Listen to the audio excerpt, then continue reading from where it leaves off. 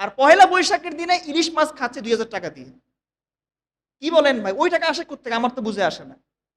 একটা অপসংস্কৃতি, একটা গুনাহের কাজ, যেটা করা ইসলামে নিষেধ। আজকে ওইটার পিছনে আমরা ব্যয় করি 2000 টাকা। আর আল্লাহর ঘরে মসজিদের দান বাক্স সামনে দিয়ে যাই, আমরা পার করে দেই, ভাই আমার পকেটে টাকা নাই, ঠিক কিনা? মঙ্গল শোভাযাত্রা মানে, আমি দেখলাম ওই দিন নাকি রাস্তায় হাঁটলে আর মিছিল করলে বলে সারা বছর মঙ্গল হয়, নাউজুবিল্লাহ পাঠ করে। আচ্ছা, মঙ্গল অমঙ্গলের মালিক কি? মঙ্গল শোভাযাত্রা নাকি আল্লাহর হাতে? কোনটা? আল্লাহর হাত।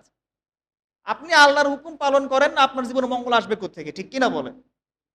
এছাড়া শাঁখা সিঁদুর পরে মহিলারা এই দিনে বেহায়াপনা করে, এই সমস্ত কাজগুলো পরিপূর্ণ ইসলামের ঈমান এবং আকীদা বিরোধী বিষয়।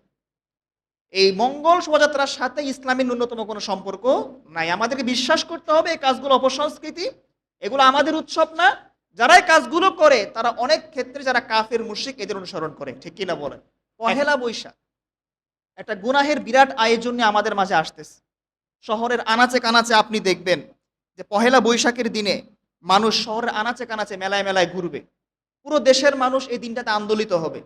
যুবক যুবতী যারা আছে তারা দেখবেন বৈশাখের পাঞ্জাবি, বৈশাখের শাড়ি পরে তারা ঘুরবে, ঠিক কিনা বলেন? গান বাদ্য কনসার্টের আয়োজন করবে। আর সেই সাথে তারা কমপক্ষে 2000 টাকা খরচ করে হলেও তারা ইলিশ মাছ আর পান্তা ভাত খাবে, ঠিক কিনা বলেন? কি বলেন ভাই, এগুলো কি সংস্কৃতি নাকি অপসংস্কৃতি, কোনটা? একটা গরিব মানুষ আপনার ঘরের দুয়ারে আসছে, তাকে আপনি বললেন যে ভাই মাফ করেন, 10 টাকা আমার কাছে নাই। একটা মসজিদের দান বাক্স আমার সামনে দিয়ে যায়, আমি সেখানে 10 টাকা দিতে ভয় করি, আমি যদি গরিব হয়ে যাই, ঠিক কিনা? আর পহেলা বৈশাখের দিনে ইলিশ মাছ খাচ্ছে 2000 টাকা দিয়ে। কি বলেন ভাই, ওই টাকা আসে কোত্থেকে? আমার তো বুঝে আসে না। একটা অপসংস্কৃতি, একটা গুনাহের কাজ, যেটা করা ইসলামে নিষেধ। আজকে ওইটার পিছনে আমরা ব্যয় করি 2000 টাকা। আর আল্লাহর ঘরে মসজিদের দান বাক্স সামনে দিয়ে যাই, আমরা পার করে দেই, ভাই আমার পকেটে টাকা নাই, ঠিক কিনা? এই পহেলা বৈশাখ যারা আমরা উদযাপন করি, আমি খুঁজে পেয়েছি এখানে 5টা ইসলাম এবং ইমান বিরোধী বিষয় আছে। কয়টা ভাই? 5টা। এই পহেলা বৈশাখের দিনে জীবজন্তুর ছবি আঁকবে, উল্কি আঁকবে, এগুলোকে সাথে নিয়ে বের হবে মঙ্গল শোভাযাত্রা, ঠিক কিনা বলেন? মঙ্গল শোভাযাত্রা মানে, আমি দেখলাম ওই দিন নাকি রাস্তায় হাঁটলে আর মিছিল করলে বলে সারা বছর মঙ্গল হয়, নাউজুবিল্লাহ পাঠ করে। আচ্ছা, মঙ্গল অমঙ্গলের মালিক কি? মঙ্গল শোভাযাত্রা নাকি আল্লাহর হাতে? কোনটা? আল্লাহর হাত। আপনি আল্লাহর হুকুম পালন করেন না, আপনার জীবনে মঙ্গল আসবে কোত্থেকে, ঠিক কিনা বলেন? এছাড়া শাঁখা সিঁদুর পরে মহিলারা এই দিনে বেহায়াপনা করে, এই সমস্ত কাজগুলো পরিপূর্ণ ইসলামের ঈমান এবং আকীদা বিরোধী বিষয়। এই মঙ্গল শোভাযাত্রার সাথে ইসলামের ন্যূনতম কোনো সম্পর্ক নাই। আমাদেরকে বিশ্বাস করতে হবে এই কাজগুলো অপসংস্কৃতি, এগুলো আমাদের উৎসব না। যারা এই কাজগুলো করে তারা অনেক ক্ষেত্রে যারা কাফের মুশরিক, এদের অনুসরণ করে, ঠিক কিনা বলেন? 1 নাম্বার। 2 নাম্বার হচ্ছে, এই সমস্ত কাজগুলো করতে গিয়ে যারা বিজাতি মানুষ, কাফের মুশরিক, এদের অনুসরণ করা হয়। এই নববর্ষ উদযাপন করা, 31st নাইটকে পালন করা, এগুলো হচ্ছে খ্রিস্টান এবং ইহুদিদের কাজ, ঠিক কিনা? আল্লাহ তো আমাদেরকে এগুলো দেয় নাই।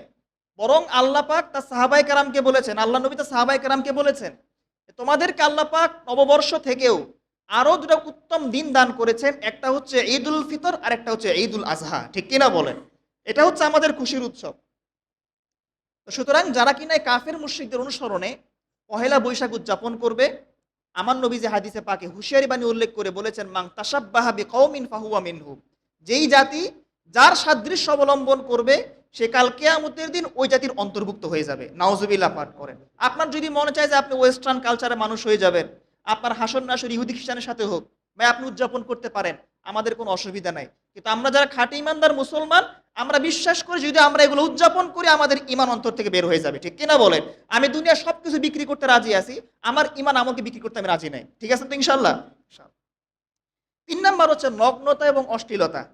আপনারা দেখবেন তো ওই দিনে দেখবেন মেয়েরা শাড়ি পরে বের হবে, কত যে বেবিচারের ঘটনা ঘটবে, ধর্ষণের ঘটনা ঘটবে, এটা একমাত্র আল্লাহ ছাড়া কেউ জানে না। আল্লাহ পাক বলছেন, ওয়ালা তাকরাবুজ জিনা ইন্নাহু কানা ফাহিশা ওয়ালা তাকরাবুল ফাওয়াহিশা মা যাহারা মিনহা ওয়া মা বাতান, তোমরা বেবিচারের কাছেও যাবা না।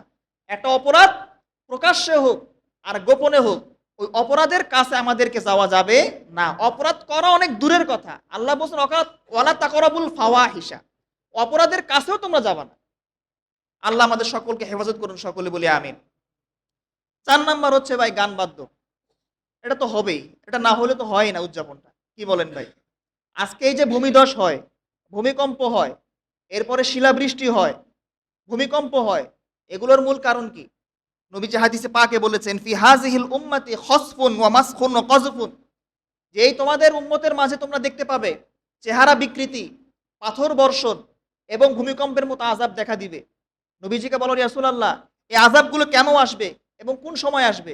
নবীজি বললেন, ইদা যহারাতিল কায়নাতু ওয়াল মাআজিফু ওয়া শুরিবাতিল খুমুরু, যখন তোমরা দেখবে গানবাদ্য বেড়ে যাবে, গায়িকা বেড়ে যাবে, গানবাদ্যের যন্ত্র বেড়ে যাবে এবং মানুষ খুব বেশি বেশি মদ্যপান করবে, তখন চেহারা বিকৃতি, পাথর বর্ষণ এবং ভূমিধস, ভূমিকম্পের মতো আযাবকে আল্লাহ তোমাদের মাঝে পাঠিয়ে দিবেন। নাউজুবিল্লাহ পাঠ করেন।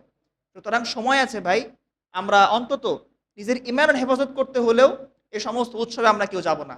আল্লাহ তৌফিক দান করুন, সকলে বলে আমিন। সর্বশেষ ৫ নাম্বার হচ্ছে, এই পহেলা বৈশাখী উদযাপন করতে গিয়ে আমাদের সময় এবং অর্থের অপচয় হয়, ঠিক কিনা বলেন? আল্লাহ বলছেন, ওয়াল্লাযীনাহুম আনিল লাগবি মুরিদুন, সফলকাম মানুষ হচ্ছে তারা যারা কিনা কোনো প্রকার অনর্থক কাজ এবং বাজে কাজ করে না। আপনারা করবেন না তো ইনশাআল্লাহ? আল্লাহ আপনাদের কবুল করুন, সকলে বলি আমিন।